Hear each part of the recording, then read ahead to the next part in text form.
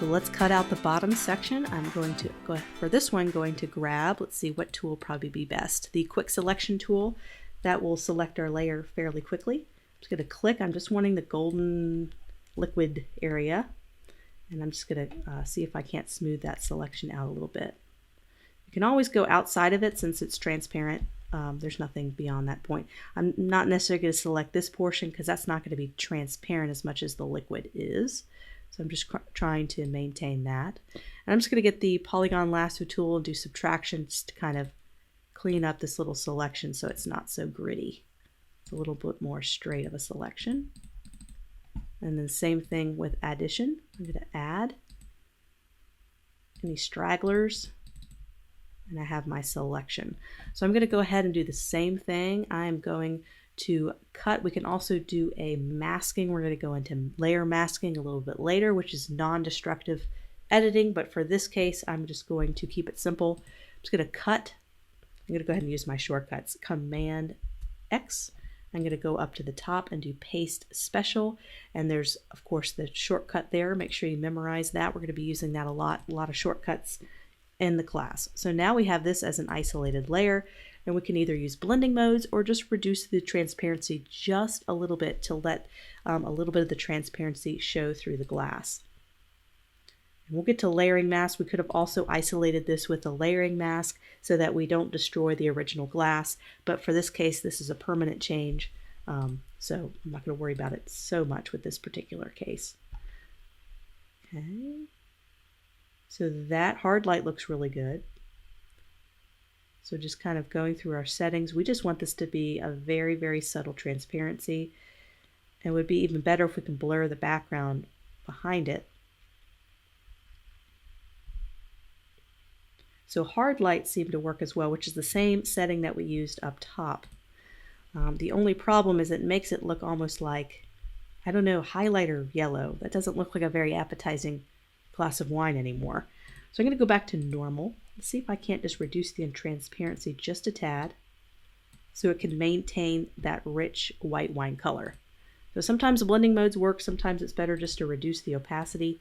Just play around to see what you think works. So you notice here I have an opacity of 83 on the top, and I believe I actually have the same opacity here. Here we go. So now we need to kind of add a little bit more richness to this kind of white wine. It looks kind of dull. We want the white wine to look appetizing. So I'm selecting this isolated layer here. I'm just going to go up to images, and we could do a couple of different ones. There's exposure, vibrance, and saturation. All three of these can have an effect on the saturation and color. So exposure, I'm going to increase the exposure, which will brighten it, but it also washes it out. You got to be very careful with exposure. You can overuse exposure quite a bit. See, that adds a little bit more richness. So right now I'm experimenting. I'm just going to cancel. I'm just going to go down my list of adjustments to find out what works. There is no magic way. Just years of experience, I kind of figure out which options work and which ones don't. See, that looks more like urine. We don't want this to look like urine. Definitely not appetizing. Adding a little vibrance helped, so I'm just adding a little bit of vibrance. So that's all I've done so far. I never clicked on exposure. I never saved that option. Hue and saturation, if we ever wanted to change the hue, this is where I go first. If I just wanted a general change, make it a little bit more orange. Because if you notice, this is sunset, right? So it's nice to add a little bit of the background into the color. So this was taken in a very white, bright background, and we put it on an evening setting. So adding a little bit of that orange in there helps. There's also another option to add an orange, which I can get to later. Okay, so I can click on it. So I just added a little bit of orange by reducing the hue. You can also go to adjustments and go to photo filter, and this will apply a little bit of a color to the overall layer. So if you go to photo filter, you can actually apply orange, cool, you can do a sepia, which that might be a nice color that matches my background. Just adding a little bit of sepia, maybe just a little bit, just little changes. We're not doing anything dramatic. If we go to our history, you can always go back and toggle and see if you like the changes. So this is what we had before. It was kind of a highlighter white wine. It just didn't have an appeal to it. We added a little bit of richness, a tiny bit of orange, and it kind of reflects the evening setting. We could do the same thing with the top of our glass. We can go down, we can go to photo filter and add a little bit of that sepia, which should be kind of that sunset color. And notice how it changes a little bit on there as well. So I'm going to toggle my history and show you the effect. Before, it kind of had this totally white, washed out look. After, it added a tinge of that evening color. And I'm just going around and making small adjustments. So I'm just increasing the opacity a little bit on there. There we go. So I think I'm pretty happy with this. I'm just going to make one more small adjustment. So we're going to use our dodge and burn tool for this. We're just going to kind of bring out the rim of the glass a little bit. So once again, we're battling for this to not be washed out. We don't want it to look washed out. We want it to look rich. So we're going to go ahead, I'm going to find my layer here. So there's my top layer. This is going to be top of glass. It's great to title them if you have the time to do that. So I'm going to go to my dodge and burn tools. Just go ahead and find those. Here they are. Sometimes my icons shift around. And I'm just clicking on burn tool. We're just going to burn a little bit. And burning is going to bring out the shadows. And dodging is going to bring out the highlights. And to do non-destructive editing, you would do this in a separate layer and do a blending mode. We'll get to that later when we do people and we start to edit people. But for this, I'm just going to keep it simple and do just a simple burn tool straight on the layer. Okay. So I have the burn tool. I have shadows. You can go up here.